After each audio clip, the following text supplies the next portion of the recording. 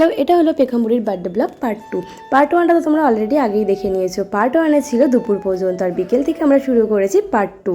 তো যাই হোক, আমরা এখন রান্নাবান্নার তোড়জোড় শুরু করে দিয়েছি। রাত্রিবেলা যা খাওয়া দাওয়া হবে 30-35 জনের মতন আয়োজন করা হয়েছে আমাদের। আর রান্নার দায়িত্ব ছিল পেখমের ঠাম্মি, আর আমরা ছিলাম সবাই হেল্পিং হ্যান্ড। আমার ছোট্ট পরিটা যখন হয়েছিল তখন প্রচণ্ড পরিমাণে গরম ছিল, কিন্তু সেইভাবে এই বছরটাই অতটা গরম নেই বলে আমরা এইটুখানি আয়োজন করতে পেরেছি।